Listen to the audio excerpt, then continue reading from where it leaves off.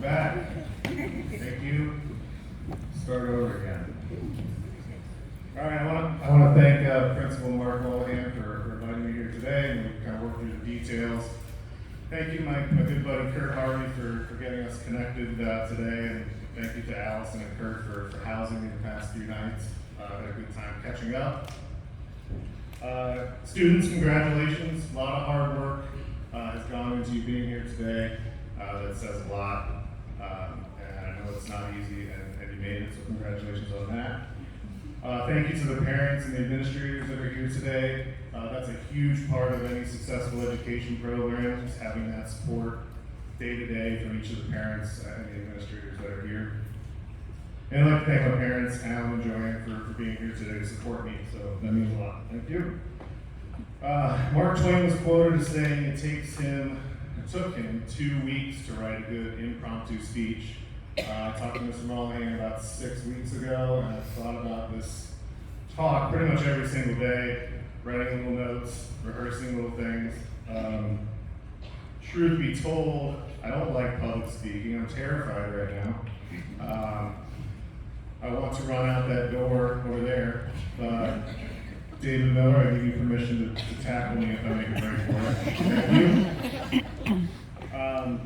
I don't like being the center of attention, big crowds and all that kind of stuff, so why am I here? I don't know. But I am, and I think it's good for my own growth to put myself in these positions that may not be comfortable, may not be easy to do. It's good for my own self journey, and it's good for students and young people to see somebody like me who might be terrified to be up here, doesn't necessarily want to be up here, to go through it, right? You got a hard thing, you push through it, and you do it. So the objectives for today are pretty easy, pretty simple, maybe.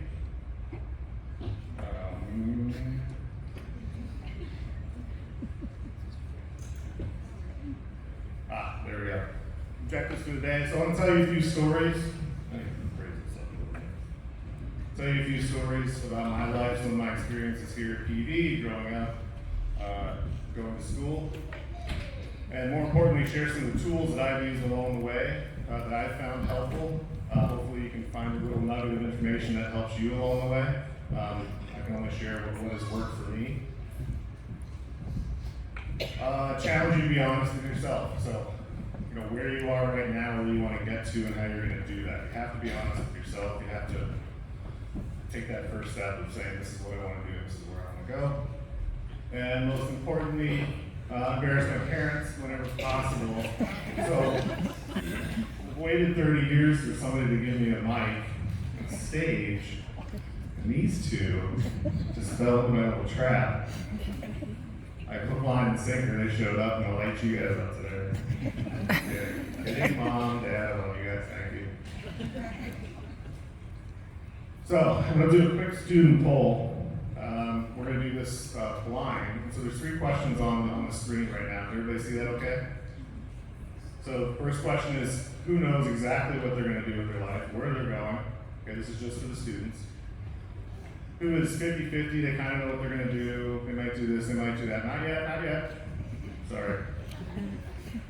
And who has no idea what they're going to do? So what we're going to do is, stop wanting it in the back. What I need everybody to do is, everybody in here, except me of course, is going to close their eyes or cover up their eyes, okay? And this is the first honest portion here. So everybody's going to close their eyes, so nobody knows how anybody's voting except me, and I just want to get a quick poll of the students on where everyone thinks they're headed. So if we're ready, everybody close them up. Close your eyes, parents, adults, everybody. All right, so students, who knows exactly what you want to do? Get them up. Okay, good, put them down. Who's about 50-50? They're pretty sure they know what they're going to do. Okay, good. And who has no idea what they're going to do and are tired of their parents bothering them about it? Did everybody know? Okay, a few of those. Okay, that's good. So these are the first steps to being honest with yourself and asking yourself these questions. Where am I going? So,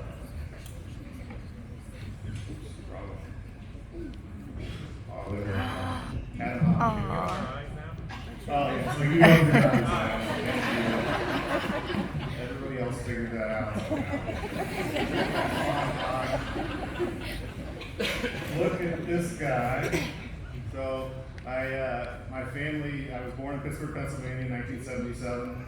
My family moved here to Andover in 1980. I started attending the primary school, the old primary school up on West Main. That building's no longer there, but that's where I started my primary school days. Here I am in second grade. And I think at an early age, my parents knew that I was going to be an academic weapon. Really, it was going to be just, I mean, everybody around me knew that I was going to be an academic weapon. Now, this is some of my second grade homework here. So what people around me now know is that I like to work counterclockwise, pretty much in everything I do. And this particular teacher didn't realize that I was working counterclockwise during this cut and paste. She didn't realize that before she gave me an F, and also accused me of not thinking. Did you think? Yeah, counterclockwise. And so, if there's any administrators or teachers here that can help me correct my record today, I'd like to have this fixed. Before I leave, I'd like to have this corrected. Thank you. Oops, too soon. So I went on to middle school, 4th through 8th grade, and we've already established my academic prowess. Moving into middle school, I was pretty much an all-star athlete. Did all the sports, pretty much. I think I was the team captain on most of them. Why is everybody laughing? That's not me. Look at me. Pretty much an all-star athlete. I remember one game in particular, it was a football game, and I think we were down by 4 points, right? And Mr. Batdorf called in the last play. We had the ball, we had the drive, we had to score a touchdown to win, and he called in the play. I think it was a toss, sweep, right, something. I can't even make that play. It was a toss, sweep, right, and I think, and you kids these days have the luxury of having cameras and everything you do. So I think this picture was taken right before that play. And you can see here I am. I think I took the play in to score the touchdown right after this. You can see my uniform was nice and white. I was incredibly fast. People couldn't tackle me really. I think that was what happened there. I hope somebody believes that. That's my recollection. If somebody has a different recollection, I'd like to challenge you on your facts.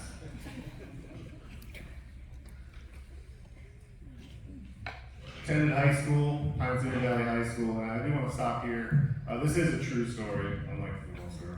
This one actually is true. When I was in 10th grade, when I was in 10th grade, I took my first chemistry class with Mr. Lundeen, and I knew pretty much right away within the first few weeks, like chemistry made a lot of sense in my brain. I was getting good grades, I was setting the curve on some tests, I think, from time to time, but it really made a lot of sense. More than any of the other things I was studying, it made a lot of sense. And so at that point, 10th grade, at 15 years old, I was able to say, this is what I want to do. So I was fortunate. I would have been able to raise my hand at the beginning there and say, yeah, I know what I want to do. I want to go on to be a chemist. And a pretty good looking kid there.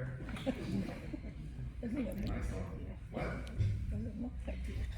My mom says it doesn't look like me. That's me.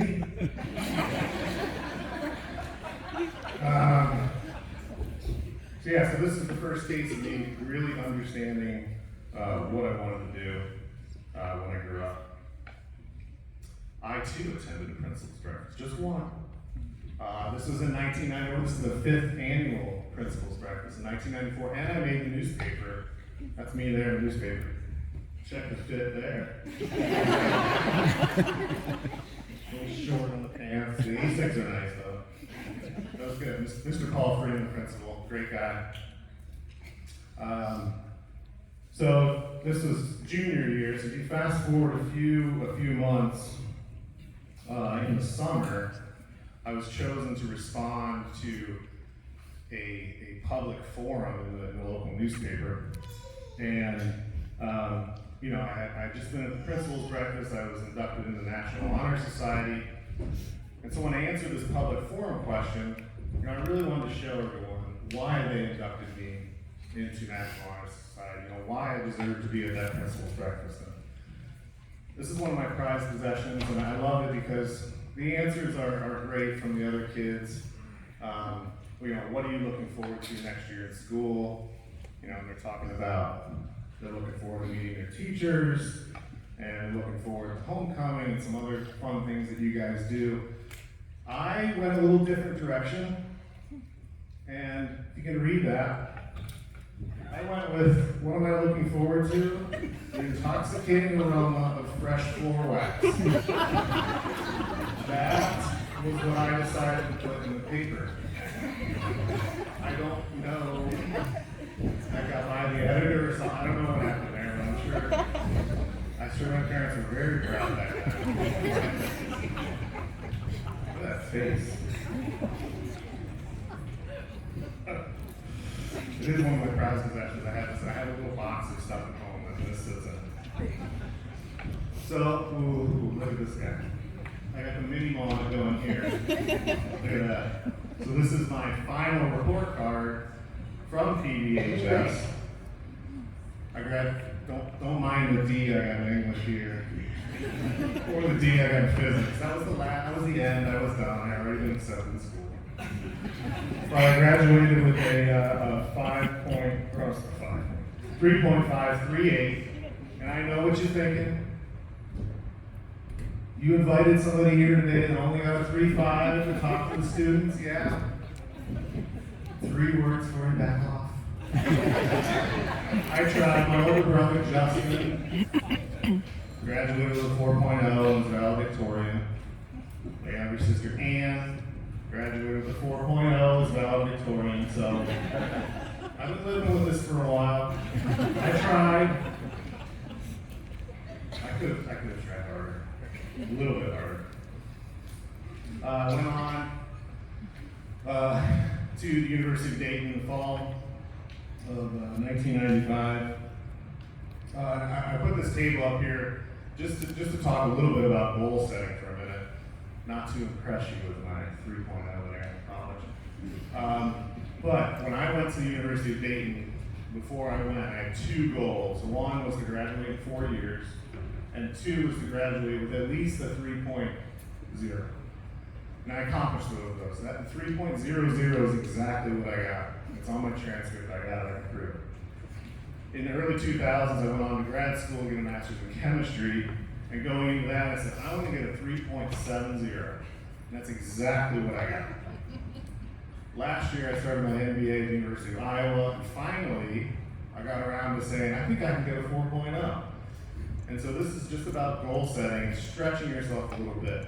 So it was clear earlier on in my life, 18 years old, I didn't have that confidence to say, I'm going to go get my undergrad degree, I'm going to get a 4.0, I'm going to kill it. I didn't have that confidence yet. Sometimes that's something you have to build. And hopefully, maybe a few words here today from me, maybe you can build some of that confidence yourself. It's important to set higher goals, even if you don't quite reach them. I think you'll be happier to be able to look back and say, yeah, I really challenged myself. I set high goals for myself, high expectations for myself. One other quick story. So I told you I wanted to be a chemist as soon as I was in 10th grade, took my first chemistry class. There was one other thing that I wanted to do. In the mid-'80s, I saw the movie Indiana Jones and the Lost Ark. Whoa, I was blown away. I saw the whole series, I don't know what I was, 10, 12 years old, but I wanted to be an archaeologist at that age before I wanted to be a chemist. And so when I was graduating from the University of Dayton, I had the opportunity, my brother was in Germany, he knew somebody at a local university, and I was able to get on an archaeological dig right after graduation. So that's what I did. I moved to Germany for the summer. That's not me. There I am. Digging in the dirt. It was a cave system in southwest Germany. I lived in a bunkhouse with 12 other people from all over the world. Got up in the morning, went to the dig site, dug around the dirt all day, took laser measurements, we did drawings and everything. This was like the Neanderthal period. But I did that for 3 months, and at the end of the 3 months, it was a great experience. But I realized I didn't want to be an archaeologist. That chemistry, I had chosen the right path. So I think archaeologists don't make a lot of money. That's not the BM, that's not everything, but they don't make a lot of money. They're away from home a lot. There wasn't nearly as much adventure. I didn't get shot at once in that 3 months. I didn't use a whip. No big boulder rolled down after me running out of the cave, and so that was the end of my archaeological dream. But I did it. I got to experience it, and I kind of got to get that off my mind before moving on with the rest of my career. After returning from Germany, I moved to St. Louis. That's my family there on the right. I moved to St. Louis, had a few jobs, and then finally, 2002, I had a job at a pharmaceutical company. Stayed there for about 17 years, and then I'm at my current place of work right now, doing new product development, drug product development. So we'll talk a little bit more about that in a minute. All right, what is this nonsense about planting trees? I'm baiting my mother. She's like, what does it mean? You'll have to wait. Okay, so I've got 2 questions about planting trees, okay? And if there's a student or students brave enough to stand up and tell me the name and the grade and answer the question, I have a $25 gift card to the Shell gas station. Okay? So if you want to answer, not yet, raise your hand and I'll try to see who's first. And I put money on it too, not yet. So there's money on this. All right. So, ready? Question number 1. When's the best time to plant a tree? Right now. No. That's really good. What's your name? What grade are you? My name is Nathan. Nathan? What grade are you? Sophomore. Sophomore? You're close. It's not right now. Come on up and grab your gift card. Oh, let's go. Go fill up your tank, get some sugary snacks. So, the best time to plant a tree is actually 20 years ago. Oh. So, We're 20 years old. now, so 20 years ago is the best time to plant a tree. Next question, second question. When's the next best time to plant a tree? Name, zero, right. I'm Michaela Jordan in 10th grade. 10th grade. When's the next best time to plant a tree? Right now. Right now. Thank you. Jump the gun. Good. Thanks for playing. So this is an old Chinese proverb about the best time to plant a tree is 20 years ago. The next best time is now. So thank you guys for participating. I thought I was going to have to bribe you guys a little bit more than that. And so this is something I've used in my career and living through life and thinking about getting things done. And to use an example, last year I kind of felt the itch to go back to school and to learn again, so I wanted to go back and get my MBA. And what I've found is that time goes by, regardless of if you do anything, decide to do anything or not. That time is going by. So last May I started my MBA. A year has gone by and I'm almost 5 classes in. So I'm about a third of the way here, a third of the way through. So that time went by whether I was doing that or not. So I made that decision to do it. Now, had I not done that last year, I should start now anyway. So there's always time to start again, but it's best to start immediately if you can. I had some alternate titles too today. I like that one. There's a little intrigue with the planting of trees. I don't care what you do, just start already. That was a little bit harsh. Don't tell me what you want to do, tell me what you're doing.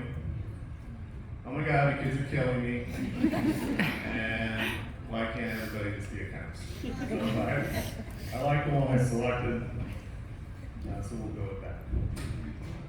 All right, so let's talk a little bit about following your talent.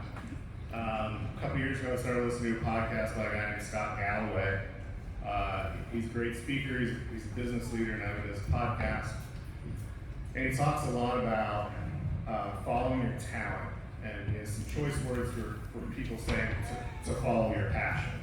He doesn't think that that's a good idea to follow your passion. You should follow your talent. I am passionate about taking naps.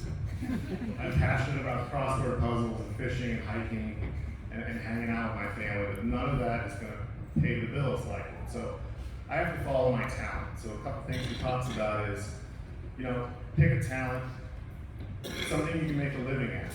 And likely and hopefully it's something you don't hate. You want to make sure you like your talent. But over time, if you follow something you're talented at, follow something you like, you're going to probably learn to love it. It may even become a passion of yours. Or if you're successful, you can go back and do your passions on the weekend. Do your passion after you retire. But make sure you follow what you're talented at to get ahead. I do love maths. A word of warning, the podcast is great. It's called Prof G Pod. Great podcast. He uses a lot of explicit language, parents, so don't send me any hate mail if you decide to listen to it. But he does have a lot of good things to say about young people and about people getting into their professional careers. So, all right, being directionally correct. So what does directionally correct mean? In my business, we periodically have to hire consultants. We pay them a lot of money to come in and help us make decisions when we're at an impasse. And they say this all the time. So you'll give them, hey, this is what we're going to do. And they'll go, yeah, that sounds directionally correct. And we pay them both of them. So we're going to add a little bit to this and say, we're going to take directionally correct action, and we're going to take that action now. So one of my favorite quotes is from the book Alice in Wonderland. It was Carol about if you don't know where you're going, any road will get you there. So what I like to think about, especially in my life, is where am I right now, and where do I want to get to? If I don't have a goal or some direction I'm going, I'm never going to get there. I can go any which way I'd like to.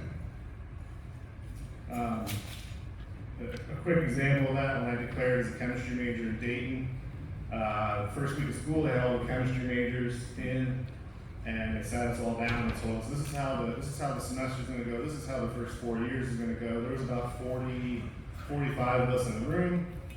And at one point, they had us go around and everyone introduce themselves and say what they wanted to do in chemistry, which is just terrifying for me. I just hate. I don't want to be put on the spot to stand up and say my name and what I want to do with chemistry. So they went all the way around the room. Everybody stood up and they said a bunch of things. I want to do protein chemistry, I want to do X-ray crystallography, or a number of things. A lot of them I didn't even know what they were talking about. So it turned around to me and I said my name and I said I don't know what I want to do yet. I kind of did one of these, I don't know what I want to do. And that was fine because I was headed in the right direction. I didn't know exactly what I wanted to do, but I was moving forward, moving in the right way. Fast forward 4 years of graduation, and on graduation day, sitting in the stands with the other chemistry majors, there were 6 of us left out of that 40 or 45 that graduated chemistry degrees. And so, even if you don't know exactly what you're going to do, eventually, you still push through and still get there. And so, all those people that said all those fancy things about what they wanted to do, a lot of them weren't around. So they just fell off. So you don't have to know exactly what you want to do, but you should be headed in the right direction. You should have an idea.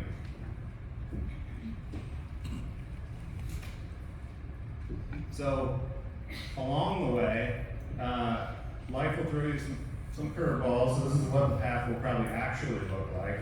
A lot of ups and downs. Totally fine. You have to be able to roll with that, but still heading in the right direction. You'll have a lot of successes, some failures, but I think when you step back and take a look in aggregate, it's going to be more positive and it's going to be more successful. So one of the ways I deal with those setbacks is I typically have a set of questions, things I ask myself, as I'm moving through each day or weekly or every once in a while, every couple of years, I ask myself questions. So about 7, 8 years ago, I was at my first pharmaceutical company. I'd been there about 16 years. Had a lot of success, had several promotions, was moving up, was doing a lot of great things, but I was not happy, okay? And I wasn't quite happy with where I was, and so these were the kind of questions that I was asking myself at that time. And if you look at these questions, they're not that great. Why didn't I try harder? Or why am I not making more money? Why am I not more successful? How come I'm not farther ahead in my life right now? Those were not helpful questions to me. But it got to a point where I made a decision. I'm gonna leave this company and go to a different company. And so I went to the new company. Those questions were still with me, but I had made a decision. I had taken action to say I'm gonna do something different. I'm gonna try to change kind of the path that I'm on. And so, thinking about that, and back to kind of stepping back, one of the things that I tell my own kids and young people is to think of it as a body of work. Life is a body of work. One of the quotes up there I like, it's a book by Jim Collins, and it's called the Stockdale Paradox. And it's all about being able to be in a rough situation, but also hold the idea that you will be successful at some point. So you have to be able to hold these two things in your brain at the same time, or paradox. And so you have to confront the brutal facts of your situation, but also understand that you're going to get out. And so I kind of keep that in the back of my mind as I'm moving through to have both those things. It can't be all optimism. Can't be all, oh, it's going to be great. You have to confront some of the reality that you're in, and also know that it's going to be fine. So these are some of the questions I ask myself now, quite a bit different. Do I feel good physically? So I have a luxury now. I'm a little bit older, not that old, a little bit older, but I've lived through a lot of the ups and downs, and so now I'm kind of, I've gotten out of a lot of the craziness. So my questions are more about how do I feel? How do I feel physically? So if I don't feel right, I go to the doctor. I try to eat well. I got a little problem called a sweet tooth. It's okay. How do I feel mentally? Am I stressed? Do I have too much on my plate? Agreeing to come and do this today and working on this and thinking through ideas. That put a lot of stress on me, but it's going to be over here in a little bit, hopefully. And so I have to check. It's a check on myself. How do I feel mentally? Am I setting a good example for my kids? And you know how it is. They're always watching. Am I doing the things that I want them to see me doing, and kind of the things that I want them to emulate about me? Am I getting along with my wife? I've been married 23 years. Thinking about taking this question off because I haven't made a mistake yet in 23 years. So I don't even know. I've never said anything stupid, never purchased anything bad, golf clubs, anything like that. Anyway, and then the last one is would they be proud of me? And the day of the day is the people that have passed away, friends and family that passed away. What am I doing? Would they be proud of what I'm doing? And I kind of run through these questions. And these are the things I ask myself throughout the week as I'm going through. So I think the homework for the students is to think of your own questions. So come up with a question, 2, 3, and they're going to change over time. They're always going to be the same questions. Well, are you doing the right thing? What is your talent? What's the next step? Who do I go to for help? Which is there's a lot of people in this room that are there to help you, and use that help when you need it.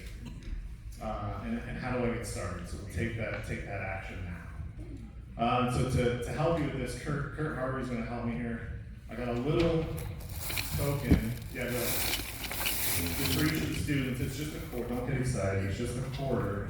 You can pass them out. Just a quarter of a little plastic thing. And so, don't lose it today. But try to hold on to it for a day or two. If you do, it's just a quarter. There's nothing magical about it. Take the quarter, throw it in your junk drawer, throw it in your glove box, throw it in your backpack, in your locker, anywhere. Just throw it. Every 6 months, every year, 5 years, 10 years, you'll probably come across this. Hopefully you come across this. And then just ask yourself a question at that point when you see it. Hey, how am I doing? How's it going? Or whatever question you decide to do. So take the quarter, think about it, and thank you. I appreciate your time. Thank you again, Mr. Mullahan, for inviting me here today. Thank you for my parents for being here. And yeah, have a great rest of the school year. Thank you.